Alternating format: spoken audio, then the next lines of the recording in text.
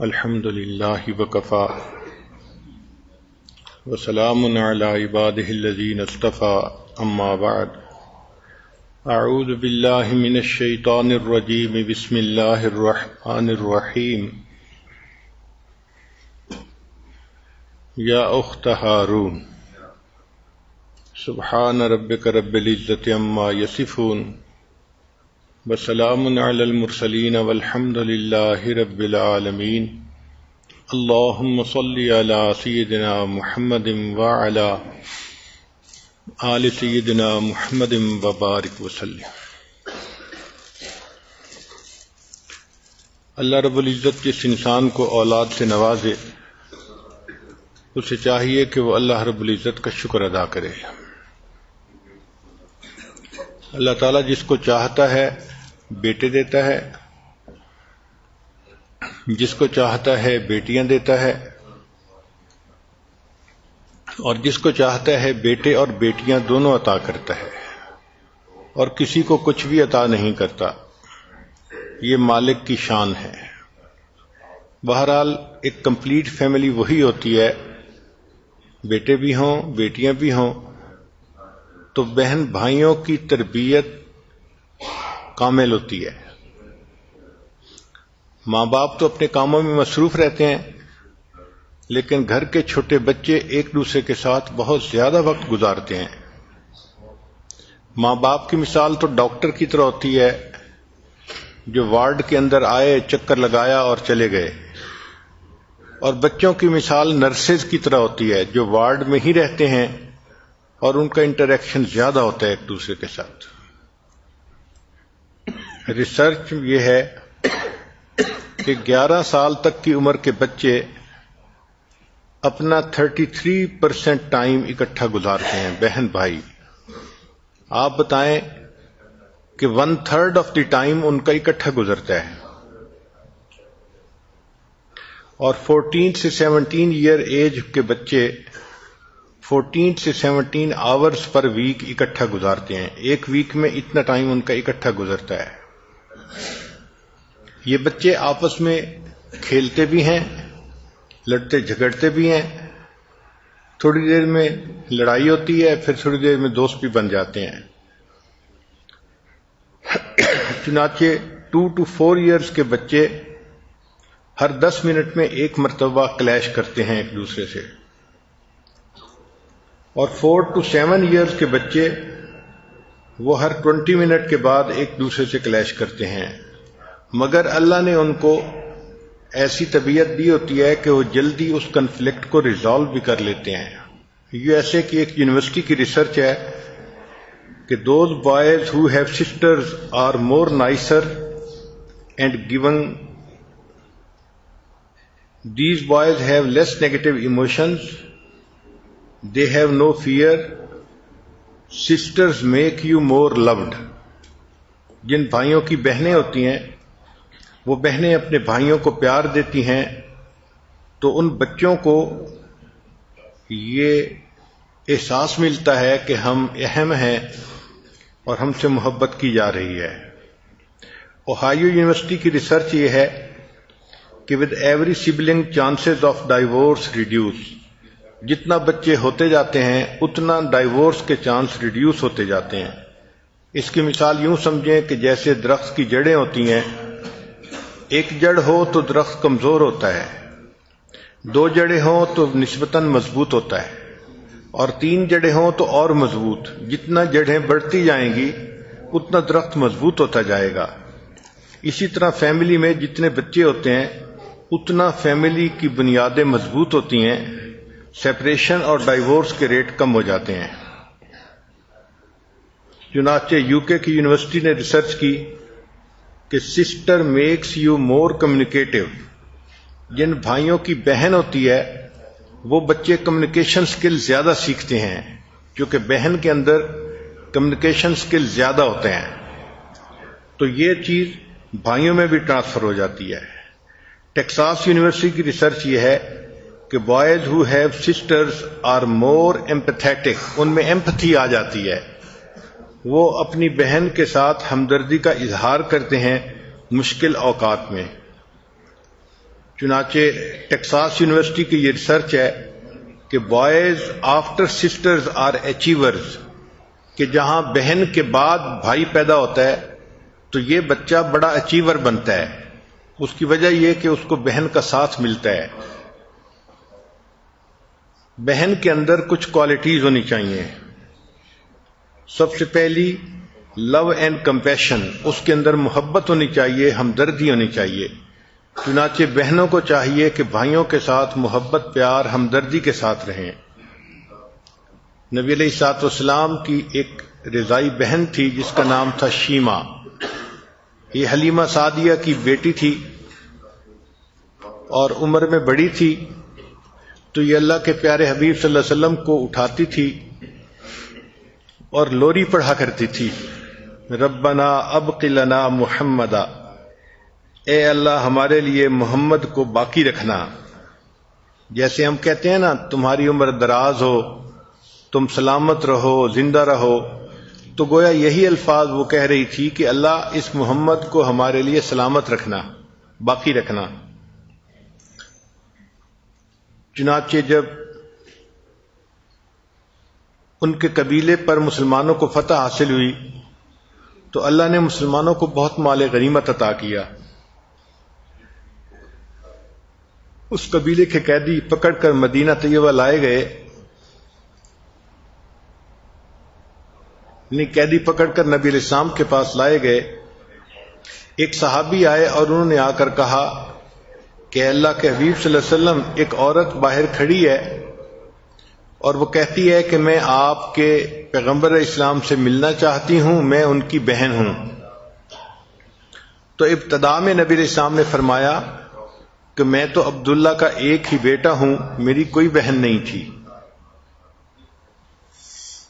پھر نبی علیہ السلام نے فرمایا کہ اچھا اس عورت کو میرے پاس بلاؤ. چنانچہ جب اس عورت کو بلایا گیا تو اس نے کہا کہ میں آپ کی بہن شیما ہوں. تو نبی علیہ السلام نے فرمایا کہ تمہارے پاس کیا ثبوت ہے کہ تم میری بہن ہو؟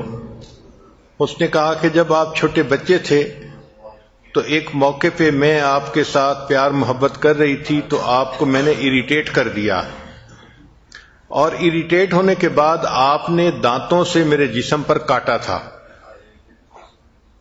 چھوٹے بچے کے جب نئے نئے دانت آتے ہیں تو ان میں انگلی آ جائے، کوئی پینسل آ جائے، وہ ہر چیز کو کاٹتا ہے.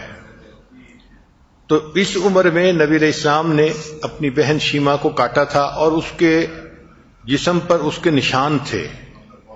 چنانچہ اس نے واقعہ بھی سنایا اور اپنا کندھا بھی دکھایا جہاں پر نبی علیہ الصلوۃ والسلام نے دانتوں سے کاٹا تھا. تو نبی علیہ السلام کو خود بھی واقعہ یاد آ گیا اور آپ صلی اللہ علیہ وسلم نے فرمایا ہاں تم ٹھیک کہہ رہی ہو، تم میری رضائی بہن ہو، تم نے ہی مجھے چھوٹی عمر میں گود میں کھلایا تھا.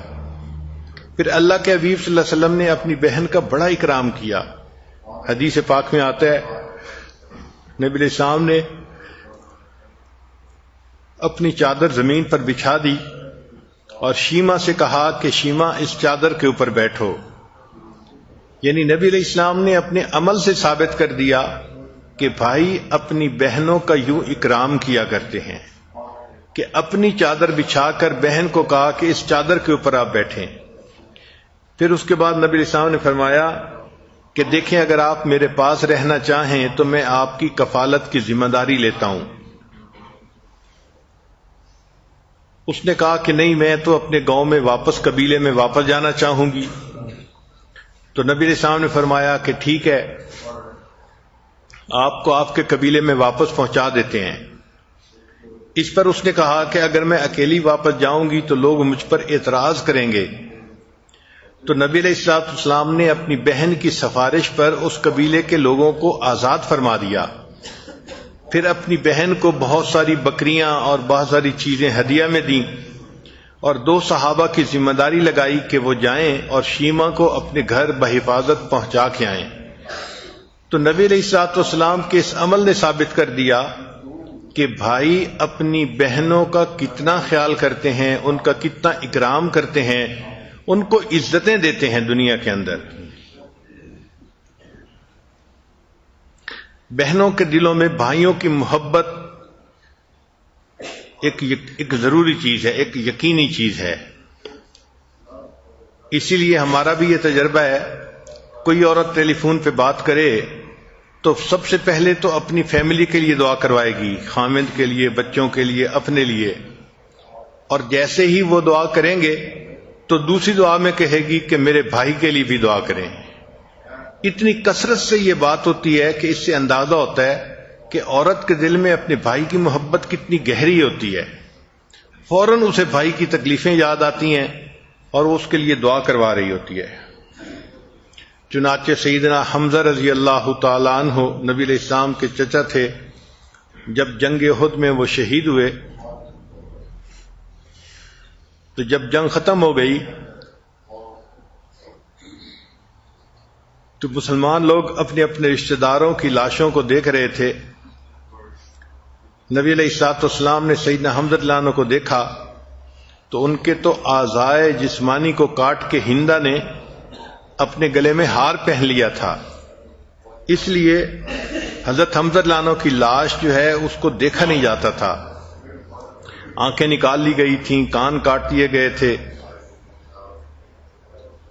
نبی علیہ السلام کو اطلاع ملی کہ ان کی بہن سیدہ صفیہ رضی اللہ تعالی عنہا ان کی لاش کو دیکھنے کے لیے آئی ہیں، تو نبی علیہ الصلوۃ والسلام نے ان کو منع کر دیا۔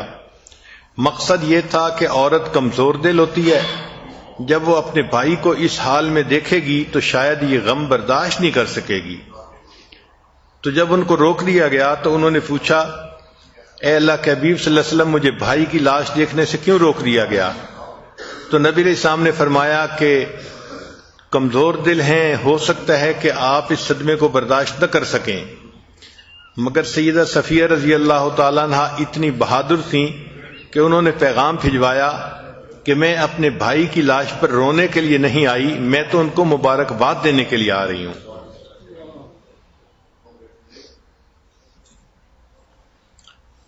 تو یہ بہن بھائی کی محبت کا تعلق یہ ایک فطری چیز ہے۔ چنانچہ سیدہ عائشہ صدیقہ رضی اللہ تعالی عنہا کے بھائی عبداللہ ابن ابو بکر رضی اللہ تعالی عنہ کی جب وفات ہوئی تو ام المؤمنین عائشہ رضی اللہ تعالی عنہا نے اس کے اوپر مرثیہ لکھا، اشعار لکھے۔ ان میں سے ایک شعر کا ترجمہ بنتا ہے، اے بھائی، ہم دونوں ایک مدت تک جزیمہ کے دونوں ہم نشینوں کی طرح ساتھ رہے، یہاں تک کہ لوگوں نے کہا کہ ان میں کبھی جدائی نہیں ہوگی، لیکن جب جدائی ہوئی تو ایسی کہ گویا ہم نے اور مالک نے باوجود طویل ملاقات کے ایک رات بھی ساتھ نہیں بسر کی تھی۔ دوسری صفت بہن کے اندر ہونی چاہیے، سپورٹو اینڈ کنسرنڈ۔ بہن کو ہمیشہ سپورٹو ایٹیٹیوڈ رکھنا چاہیے اور بھائیوں کے ساتھ اس کو کنسرن رہنا چاہیے۔ الگ تھلگ ہو کے رہنا یہ اچھا نہیں ہوتا۔ چنانچہ حضرت عمر رضی اللہ تعالیٰ عنہ کو جب احساس ہوا کہ مسلمان بہت بڑھ رہے ہیں، یہ خود ابھی مسلمان نہیں ہوئے تھے، تو انہوں نے ایک دن سوچا کہ کیوں نہ میں مسلمانوں کے پیغمبر علیہ الصلوۃ والسلام ہی کو جا کر شہید کر دوں، نہ رہے گا بانس نہ بجے گی بنسری۔ چنانچہ انہوں نے تلوار لی اور تلوار لے کر نبی علیہ الصلوۃ والسلام کے پاس آنے کے لیے چل پڑے۔ راستے میں حضرت سعید رضی اللہ عنہ ایک صحابی تھے، ان سے ملاقات ہو گئی۔ انہوں نے پوچھا، عمر کہاں جا رہے ہو؟ انہوں نے کہا کہ مسلمانوں کے پیغمبر علیہ الصلوۃ والسلام کو شہید کرنے کے لیے جا رہا ہوں۔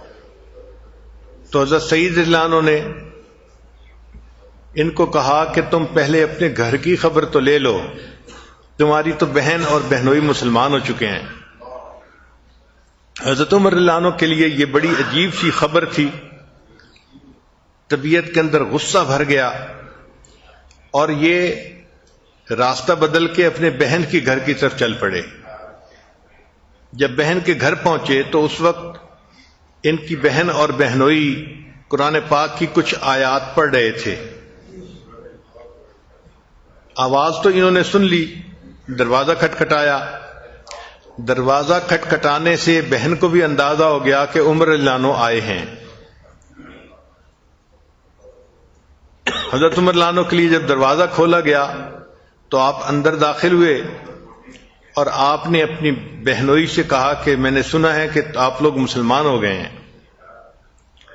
انہوں نے جواب دیا کہ اگر اسلام سچ ہے تو اس کو ماننے میں کیا رکاوٹ ہے. تو عمر رضی اللہ عنہ کو بڑا غصہ آیا اور انہوں نے اپنے بہنوئی کو مارنا پیٹنا شروع کر دیا. جب بہنوئی کو مارنا پیٹنا شروع کیا تو بہن آ گئی اور بہن آ کر کھڑی ہوئی تو عمر رضی اللہ عنہ کو اتنا غصہ تھا انہوں نے بہن کے بھی ایک تھپڑ لگا دیا. وہ عورت ذات تھی، جب تھپڑ لگا تو آنکھوں میں آنسو آ گئے، مگر ان کے اندر ہمت اتنی تھی، قوت اتنی تھی، اعتماد اتنا تھا کہ انہوں نے آگے سے جواب دیا، عمر جس ماں کا دودھ تو نے پیا ہے اسی ماں کا دودھ میں نے پیا ہے. تم میرے جسم سے جان تو نکال سکتے ہو، میرے دل سے ایمان کو نہیں نکال سکتے. اب ایک بہن کی یہ بات اتنی مضبوط تھی کہ دل کے اوپر اثر کیا اس نے. تو حضرت عمر رضی اللہ عنہ کا اسی وقت جو ہے انداز بدل گیا اور آپ نے کہا کہ اچھا مجھے بتاؤ آپ لوگ کیا پڑھ رہے تھے. چنانچہ حضرت عمر رضی اللہ عنہ کے سامنے قرآن پاک کی کچھ آیات تلاوت کی گئیں. اللہ تعالیٰ نے ان کے دل میں ایمان ڈالنا تھا، چنانچہ وہ کہنے لگے کہ اچھا مجھے اپنے پیغمبر اسلام کے پاس لے چلو. بہنوئی ان کو لے کر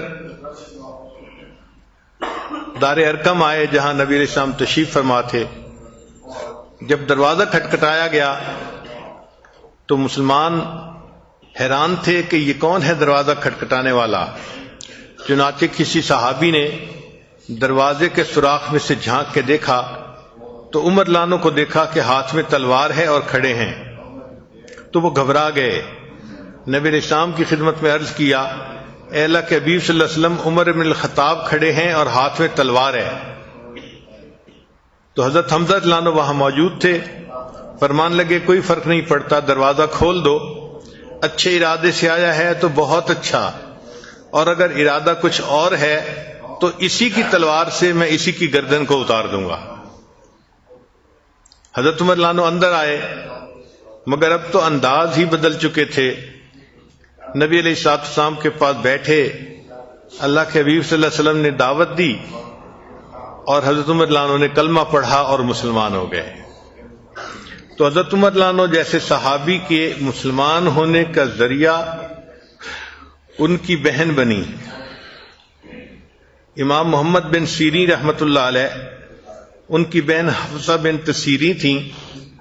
وہ اپنے بھائی کو قرآن پاک صحیح پڑھنے میں مدد دیا کرتی تھیں، ان کو سکھایا کرتی تھیں، قرآن مجید کی قاریہ تھیں اور انہوں نے اپنی زندگی کے 35 سال قرآن پاک پڑھنے میں گزار دیے.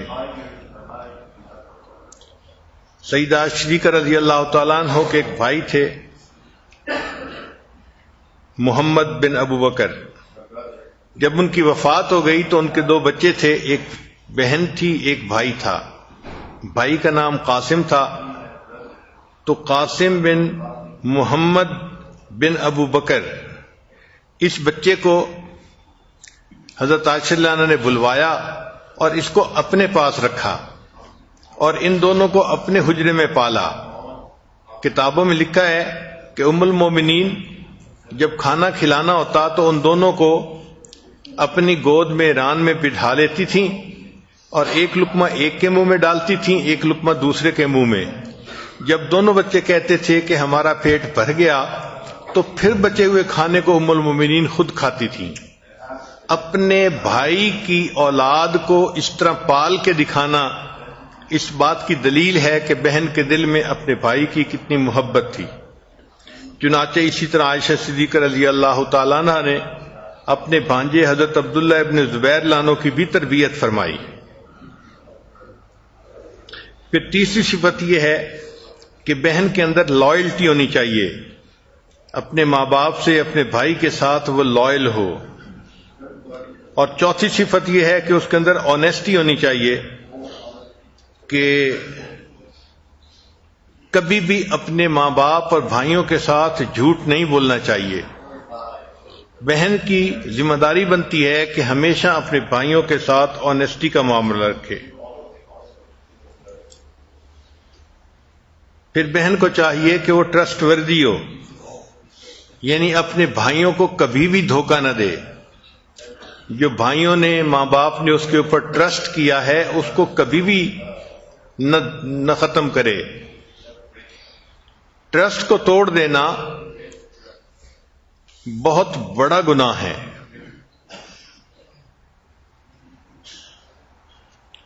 اسی لیے جب بہنوں سے کوئی کمزور حرکت ہو جاتی ہے تو اس کا بلیم صرف اس کی ذات تک نہیں رہتا بلکہ اس کے بھائی اور اس کے ماں باپ تک جاتا ہے۔ قرآن مجید کی جو آیت شروع میں جس کے چند الفاظ تلاوت کیے گئے اس میں یہی ہے کہ بی بی مریم جب اپنے بیٹے کو لے کے آئیں قوم کی طرف تو انہوں نے کہا یا اخت ہارون، اے ہارون کی بہن، ما کان ابوک امرأ سوء، تمہارا باپ بھی کوئی بدکار نہیں تھا، وما کانت امک بغیہ، اور تمہاری ماں بھی بدکار نہیں تھی۔ اگر تمہارے ماں باپ اور تمہارا بھائی برا نہیں تھا تو تم کیسے ایسی بن گئیں کہ کماری عمر میں تم اپنے بچے کو لے کے یہاں آئی ہو؟ اس سے پتہ چلتا ہے کہ بہنوں اور بیٹیوں کے اس قسم کی کوتاہیاں پورے خاندان کے لیے بدنامی کا سبب بن جاتی ہیں۔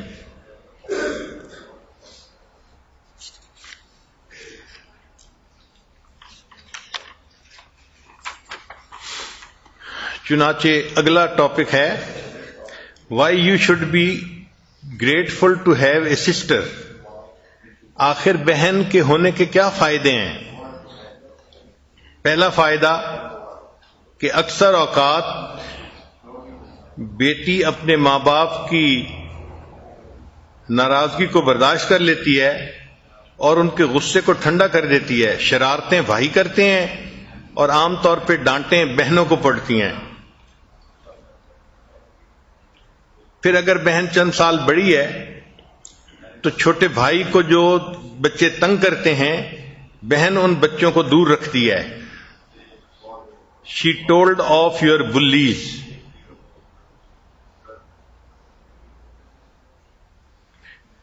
پھر بھائی کے گرو اپ کرنے میں بہن ہمیشہ مدد کیا کرتی ہے اور کئی مرتبہ بھائی کی سٹڈیز میں بھی بہن اس کی مدد کرتی ہے۔ میری دو بڑی بہنیں تھیں، ایک کے ساتھ عمر کا فرق زیادہ تھا، وہ عمر میں کوئی 8-10 سال بڑی تھیں، تو ان کو میں آپا کہتا تھا، اور دوسری بہن کوئی 4-5 سال بڑی تھیں، ان کو میں باجی کہتا تھا۔ باجی کے ساتھ اسکول کا کام کرنا، مل کے کھانا کھانا، کھیلنا، یہ سب کام ہوتے تھے۔ بڑی بہن تو والدہ کی طرح تھی، وہ مجھے نہلاتی تھیں، کپڑے بدلتی تھیں اور میرا ویسے خیال رکھتی تھیں، لیکن چھوٹی بہن تو میری بہترین دوست کی طرح تھیں۔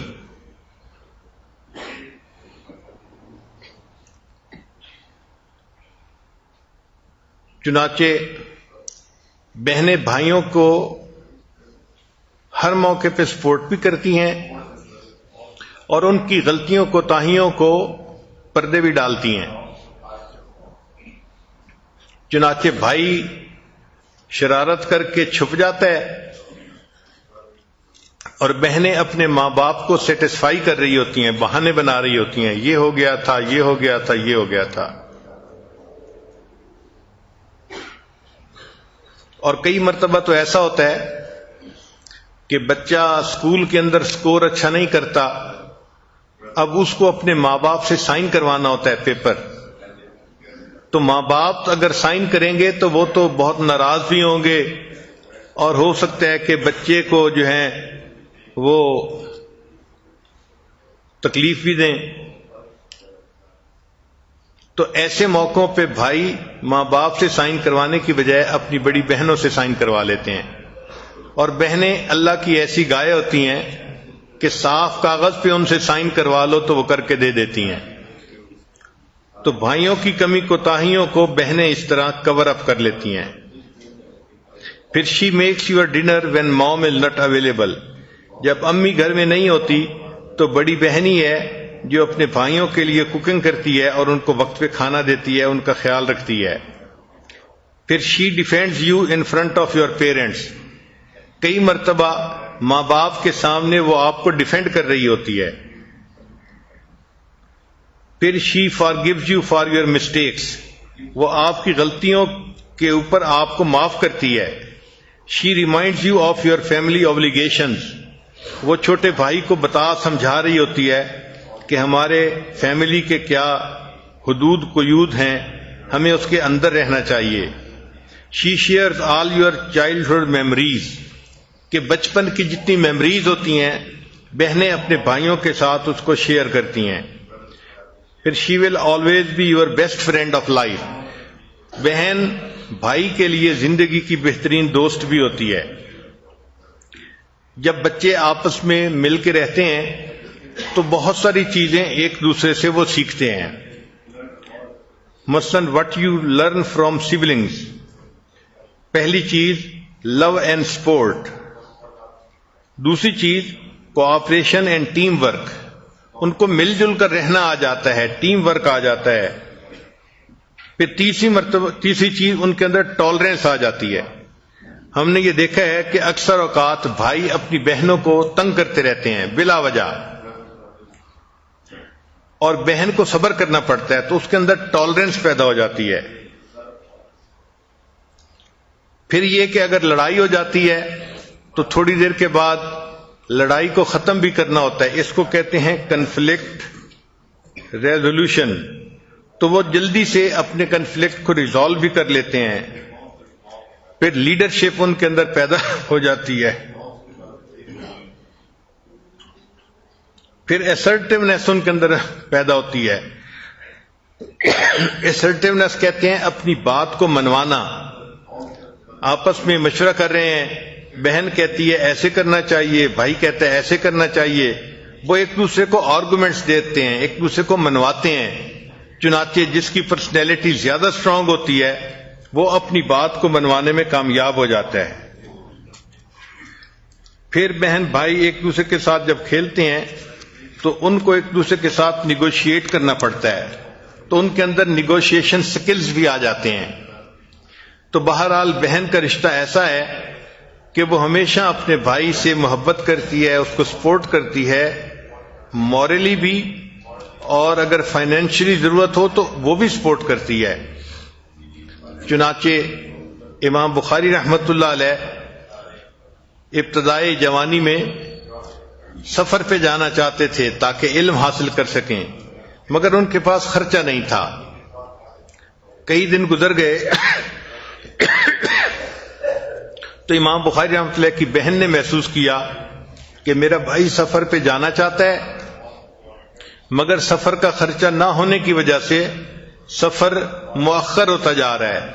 تو بہن نے اپنے زیورات بیچے اور اس سے جو پیسے ملے اس نے وہ پیسے امام بخاری رحمۃ اللہ کے سامنے ہدیہ پیش کر دیا اور کہا کہ جی آپ یہ پیسے لیں اور اس کے بعد سفر کریں اور اپنا علم حاصل کریں.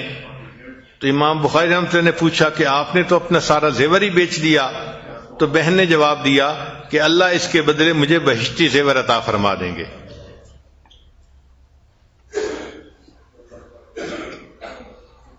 ایک حاکم نے 3 آدمیوں کو پکڑا. ایک باپ تھا, ایک بیٹا تھا اور ایک اس کا برادر ان لا تھا, یعنی بیوی کا بھائی تھا. اور حاکم چاہتا تھا کہ ان تینوں کو قتل کروا دے. جب عورت کو اطلاع ملی تو وہ حاکم کے دربار میں آئی اور اس نے آ کے خوب ادھم مچایا کہ میرے گھر کے 3 مرد ہیں اور تینوں کو اگر آپ قتل کروا دیں گے تو میرا محرم کون رہے گا پیچھے, میں زندگی کیسے گزاروں گی. جب اس عورت نے ایسی باتیں کی تو حاکم وقت نے کہا کہ اچھا ان تینوں میں سے تم کسی ایک کو چن لو میں اس کو نہیں قتل کرتا، باقی لوگوں کو قتل کر دوں گا۔ اب لوگ ایکسپیکٹ کر رہے تھے کہ یہ اپنے بیٹے کو چنے گی، چونکہ ماں بیٹے کا رشتہ ایسا ہے کہ ماں ہر حال میں اپنے بیٹے کی حفاظت کرتی ہے۔ بعض سوچ رہے تھے کہ نہیں، یہ اپنے خاوند کو چنے گی، اس لیے کہ بیوی ہے اور بیوی کے لیے خاوند کی زندگی اہم ہے۔ مگر اس عورت کو جب اختیار دیا گیا کہ وہ ان تینوں میں سے کسی ایک کو چن لے، تو اس عورت نے اپنے بھائی کو چن لیا کہ میرے بھائی کو آپ قتل نہ کرو، باقیوں کو بے شک قتل کر دو۔ اس پر حاکم وقت بڑا حیران ہوا۔ اس نے کہا کہ مجھے یہ بتاؤ کہ تم نے بھائی کو کیوں چنا ہے، باقیوں کو کیوں نہیں چنا؟ اس عورت نے جواب دیا، میں جوان العمر ہوں، خوبصورت ہوں، اگر آپ میرے ہسبینڈ کو قتل بھی کر دیں گے تو اللہ تعالیٰ کوئی دوسرا پرپوزل بھیج دیں گے اور میں دوسرا نکاح کر لوں گی، مجھے اللہ پھر خاوند دے دیں گے، اور اگر اللہ نے دوسرا خاوند مجھے دے دیا تو اس خاوند کے ذریعے سے اللہ مجھے دوسرا بیٹا بھی عطا فرما دیں گے، تو مجھے خاوند بھی دوسرا مل سکتا ہے، بیٹا بھی دوسرا مل سکتا ہے، لیکن میرے ماں باپ دنیا سے فوت ہو چکے اور اب میرا ایک ہی بھائی ہے، اب مجھے کوئی دوسرا بھائی نہیں مل سکتا، اس لیے میں نے اپنے بھائی کو چن لیا ہے۔ اس عورت کی اس بات کا حاکم کے اوپر اتنا اثر پڑا کہ اس نے تینوں آدمیوں کو معاف کر دیا اور قتل کا حکم واپس لے لیا۔ تو بہنوں کو بھائیوں سے ایسی محبت ہوتی ہے جو اٹل اور پائیدار ہوتی ہے۔ چنانچہ تاریخ اسلام کو پڑھیں تو ایسا بھی واقعہ پڑھنے میں آتا ہے کہ جس کو پڑھ کے انسان حیران ہو جاتا ہے، بہنیں بھائیوں کے لیے اتنا کچھ بھی کر سکتی ہیں۔ چنانچہ فتوحات شام ایک کتاب ہے، اس میں علامہ واقدی رحمت اللہ علیہ نے واقعات لکھے ہیں۔ تو ایک واقعہ وہ لکھتے ہیں کہ حضرت زرار اللہ عنہ ایک صحابی تھے، تو وہ زرار اللہ عنہ دشمن کے ہاتھوں قید ہو گئے۔ دشمن کی تعداد بہت زیادہ تھی، انہوں نے ان کو گھیرے میں لے لیا۔ حضرت زرار اللہ عنہ پہلے تلوار سے لڑتے رہے، وہ ٹوٹ گئی، پھر نیزے سے لڑتے رہے، وہ بھی ٹوٹ گیا۔ اب جب ان کے پاس کچھ بھی ہاتھ میں نہ رہا تو دشمن نے گھیرا تنگ کر دیا اور ان کو زندہ گرفتار کر لیا۔ چنانچہ جب لڑائی ختم ہوئی، شام کا وقت تھا، تو حضرت خالد بن ولید رضی اللہ عنہ کو اطلاع ملی کہ حضرت زرار رضی اللہ تعالی عنہ کو قید کر لیا گیا ہے۔ وہ اس بات پہ بڑے غمزدہ ہوئے کہ دین اسلام کا ایک اتنا اچھا مجاہد اس کو دشمنوں نے پکڑ لیا۔ چنانچہ انہوں نے حضرت ابو عبیدہ رضی اللہ عنہ کی طرف ایک بندہ بھیجا مشورے کے لیے۔ وہ امیر لشکر تھے کہ آپ مجھے مشورہ دیں کہ مجھے کیا کرنا چاہیے۔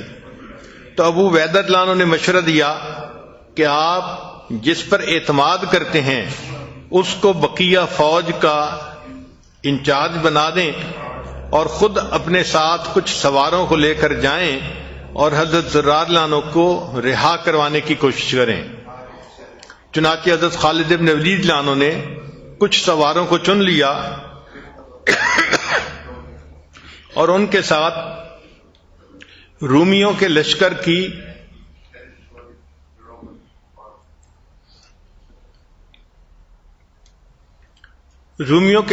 کو چیز کیا۔ علامہ باقری رحمۃ اللہ لکھتے ہیں کہ جب یہ لشکر چلنے لگا تو ایک گھوڑے پہ کوئی سوار تھا جس نے اپنے چہرے کے اوپر کپڑے کا ڈھاٹا باندھا ہوا تھا۔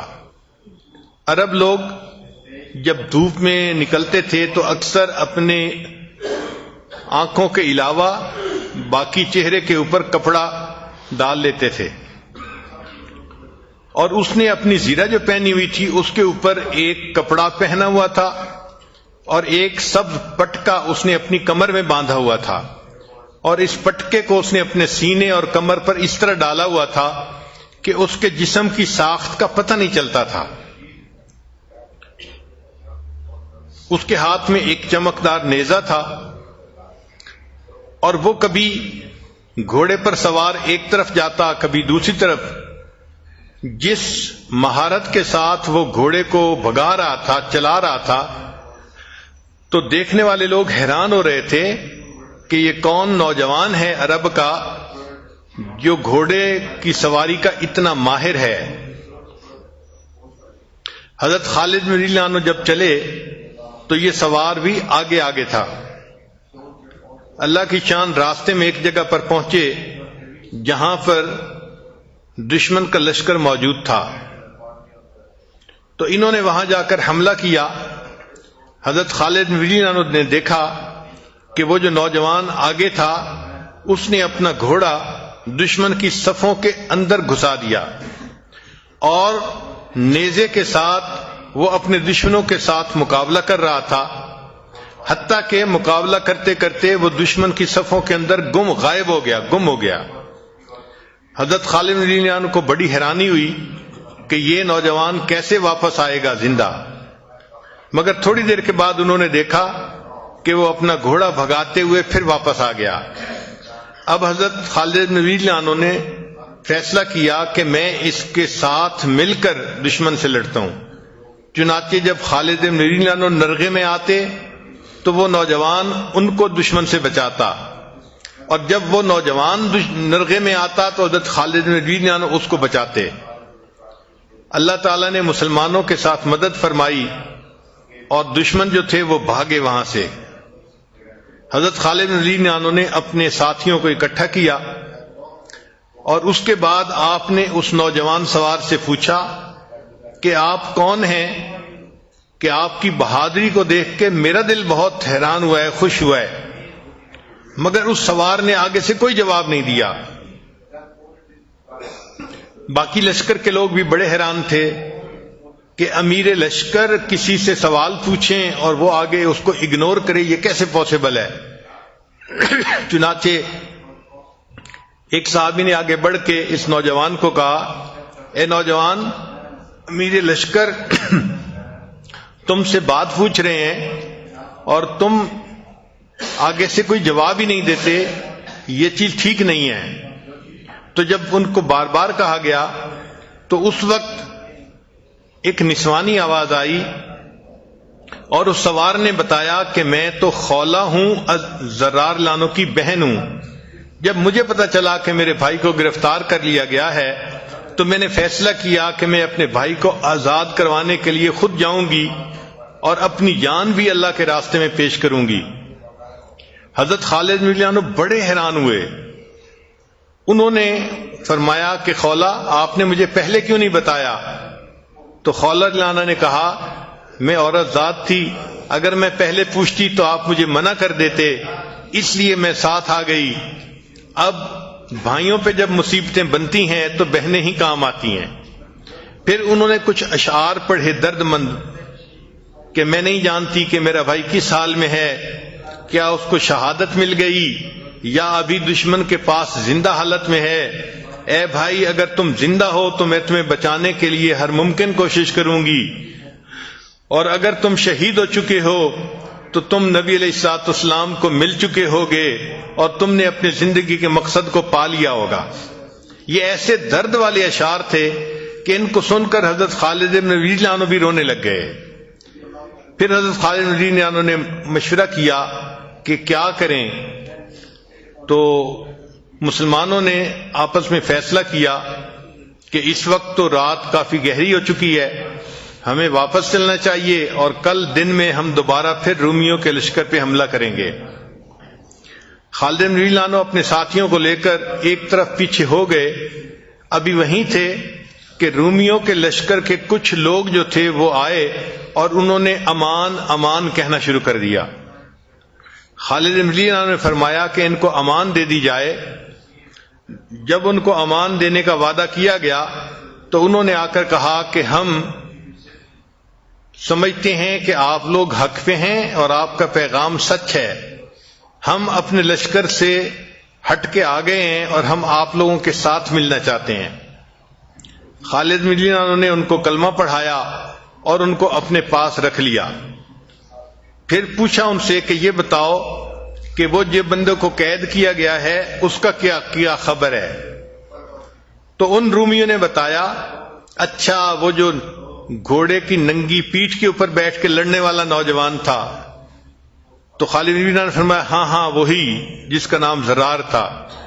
ان کا جی جب اس کو گرفتار کیا تو ہمارا جو کمانڈر تھا اس کا نام تھا دردان اور یہ حمص کا والی تھا. تو اس نے ہمیں کہا کہ اس کو فوراً قیصر روم کے پاس بھیجنا ہے. تو اس نے 100 آدمیوں کے ساتھ اس قیدی کو حمص کی طرف روانہ کر دیا. اور اس کو اس قیدی کے ساتھ غصہ بھی تھا کیونکہ اس کا بیٹا تھا حمدان جس کو زرار لانوں نے قتل کیا تھا. خالد بن ولید نے سنا تو انہوں نے پڑھا لا حول ولا قوت الا باللہ.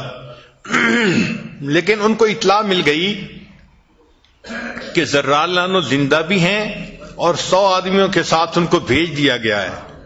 تو خالد بن ولید لانو نے ایک صحابی تھے رافع رضی اللہ تعالیٰ عنہ، ان کو بلایا اور فرمایا کہ آپ ان راستوں سے اچھی طرح واقف ہیں، میرا دل چاہتا ہے کہ آپ چند لوگوں کو لے کر چلیں اور وہ جو 100 بندوں کا قافلہ زرار لانوں کو لے کر جا رہا ہے تو ان کو روک کر زرار لانوں کو رہا کروائیں.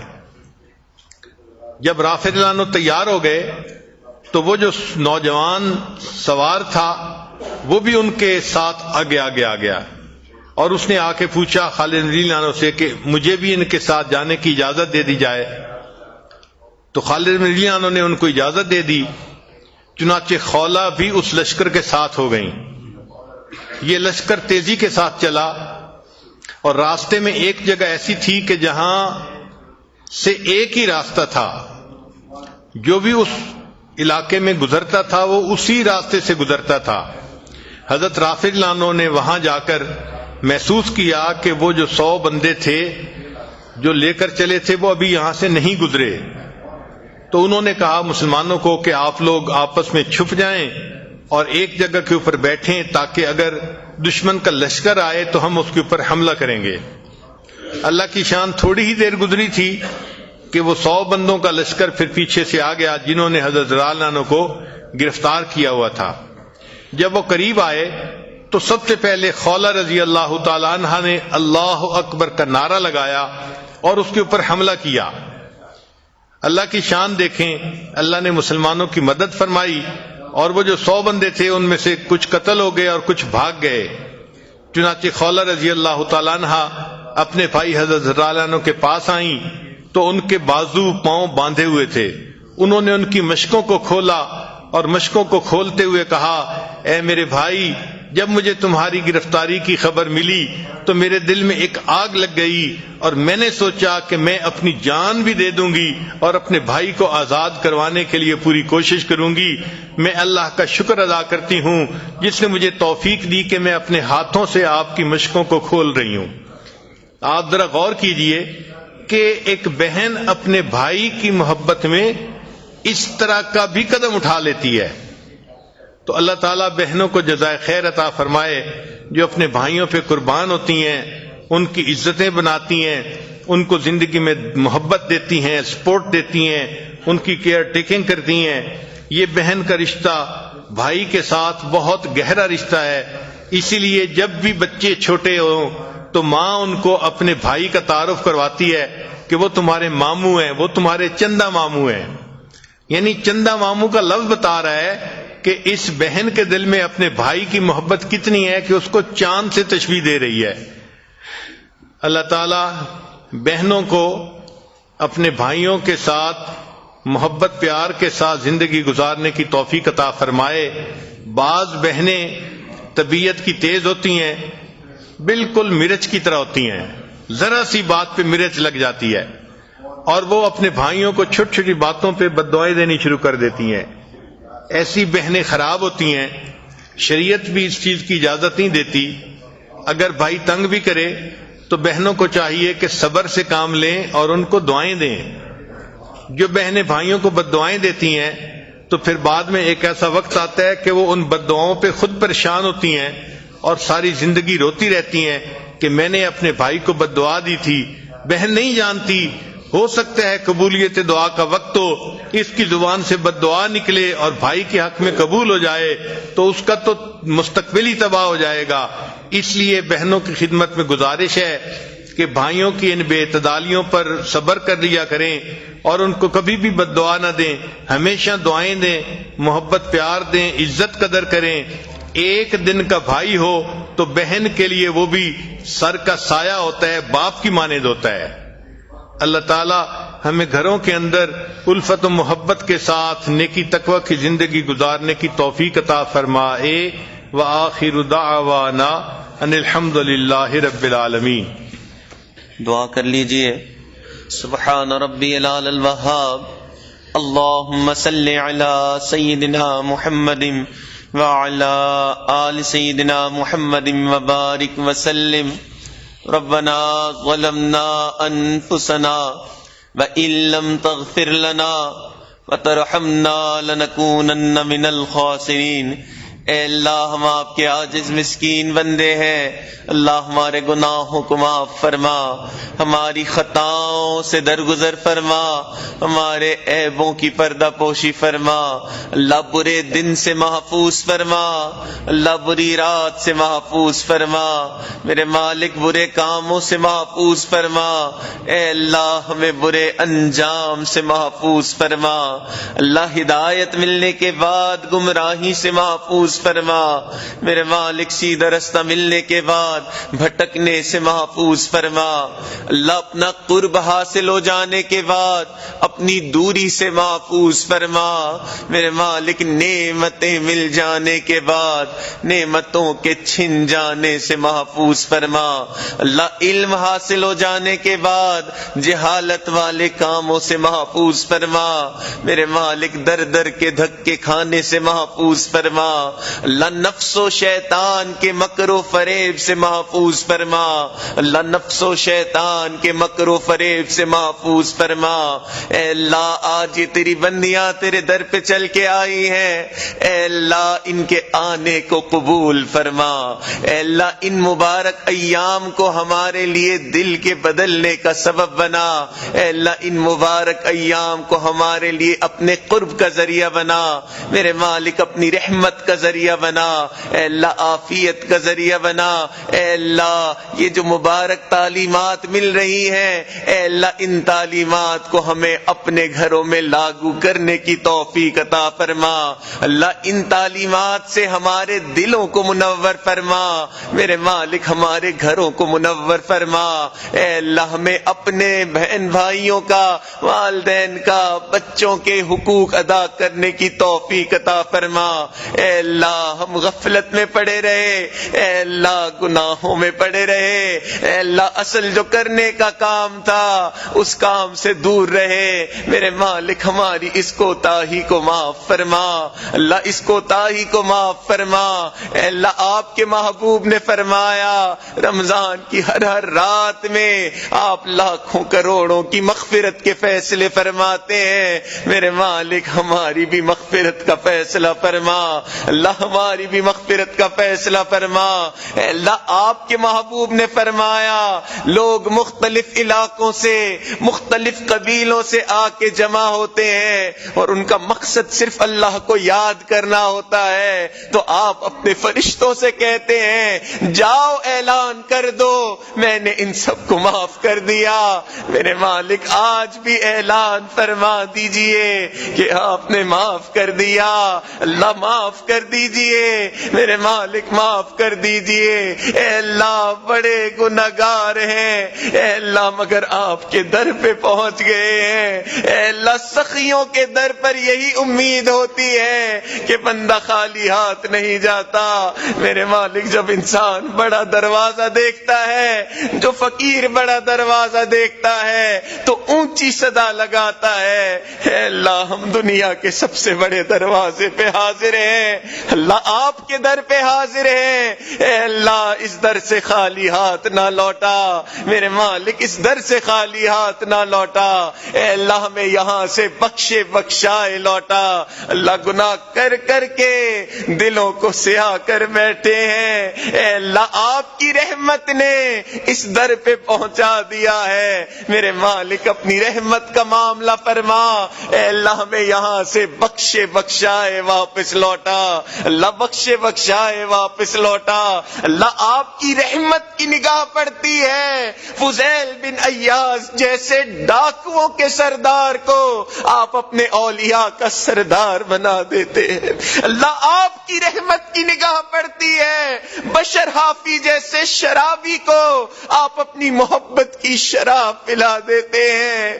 اللہ ایک رحمت کی نگاہ ہم پہ بھی ڈال دیجئے، اللہ ایک رحمت کی نگاہ ہم پہ بھی ڈال دیجئے، اے اللہ تیری ایک نگاہ کی بات ہے، میری زندگی کا سوال ہے، اللہ رحمت کا معاملہ فرما، اللہ اٹھے ہوئے ہاتھوں کی لاج فرما، اللہ اٹھے ہوئے ہاتھوں کی لاج فرما، اے اللہ رحمت کا معاملہ فرما۔ اللہ 100 لوگوں کا قاتل تھا، نیکی کی بستی کی طرف جا رہا تھا، ابھی پہنچا نہیں تھا اور فوت ہو گیا، آپ نے تو اس کو بھی معاف کر دیا، میرے مالک ہم تو نیکوں کی بستی میں پہنچ گئے ہیں، اللہ گناہگاروں پہ رحم فرما، اللہ گناہگاروں پہ رحم فرما، میرے مالک میں نیک نہ بن سکا، اللہ تیرے نیکوں میں پہنچ گیا ہوں، اللہ نیک نہ بن سکا، اللہ نیکوں میں آیا بیٹھا ہوں، اللہ ان نیکوں کی برکت سے ہمارے بھی گناہوں کو معاف فرما، اللہ ان نیکوں کی برکت سے ہمارے دلوں میں بھی اپنی محبت پیدا فرما، میرے مالک نیکوں کی برکت سے ہمارے دلوں کو بھی صاف فرما، اے اللہ اپنی رحمت کا سایہ عطا فرما۔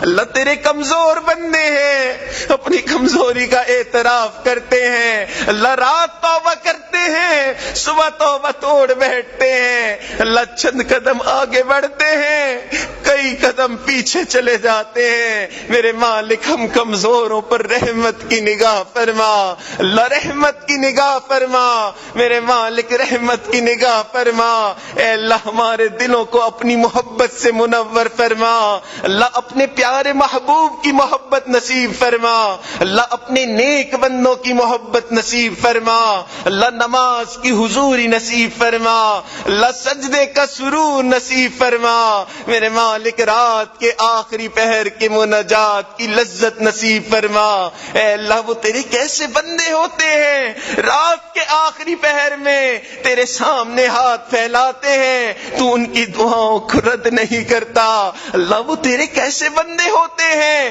رات کے آخری پہر میں تیرے سامنے محبت بھرے سجدے کرتے ہیں، تو ان کے تذکرے اپنے فرشتوں میں کرتا ہے، میرے مالک ہمیں بھی ان میں شامل فرما، اللہ ہمیں بھی ان میں شامل فرما، اے اللہ ڈر لگتا ہے اس وقت تو تیرے نیکوں کے سائے کے نیچے ہیں، اے اللہ یہاں سے نکلیں گے تو کیا حال ہوگا، میرے مالک رحمت کا معاملہ فرما، اے اللہ اپنے نیکوں کا سایہ ہمارے سروں پہ دراز فرما، میرے مالک لٹنے سے محفوظ فرما، اللہ لٹ پٹ کے تو یہاں آئے ہیں پھر لٹنے سے ڈرتے ہیں، میرے مالک لٹنے سے محفوظ فرما، اللہ اپنی رحمت کا سایہ عطا فرما، اللہ تیری بندیاں بھی دور دور سے چل کے یہاں پہنچی ہیں، اے اللہ ہم نے تو دنیا داروں کو دیکھا گھر کی عورتیں چل کے آ جاتی ہیں، لوگ قتل کے مقدمے تک معاف کر دیتے ہیں، اللہ آج یہ تیری بندیاں تیرے در پہ چل کے حاضر ہوئی ہیں، اللہ آپ بھی لحاظ فرما لیجئے، اے اللہ آپ بھی معاف کر دیجئے، اللہ معاف کر دیجئے، میرے مالک معاف کر دیجئے، اے اللہ رحمت کا معاملہ فرما، اللہ جو مانگا وہ بھی عطا فرما، اللہ جو مانگنا چاہیے تھا نہیں مانگ سکے اللہ وہ بھی عطا فرما، اے اللہ ہمارے حضرت کی عمر میں برکت عطا فرما، اللہ ان کے اوپر کروڑوں رحمتیں نازل فرما۔ اے اللہ ہم تو احسان کا بدلہ نہیں دے سکتے، میرے مالک آپ ہی اپنی طرف سے بدلہ عطا فرما، اللہ اپنی طرف سے بدلہ عطا فرما، میرے مالک رحمت کا معاملہ فرما، اے اللہ رحمت کا معاملہ فرما، اے اللہ ہمارے عزیز اقارب، رشتہ دار، مشائخ، اساتذہ، والدین جو بھی اس دنیا سے فوت ہو چکے ہیں، اللہ ان سب کی مغفرت فرما، اللہ جن کی مغفرت فرما دی اپنے قرب کے اعلیٰ درجات نصیب فرما۔ ربنا تقبل منا انک انت السمیع العلیم تب علینا انک انت التواب الرحیم، وصلی اللہ تعالی علی حبیبہ سیدنا محمد وعلی آلہ واصحابہ اجمعین برحمتک یا ارحم الراحمین۔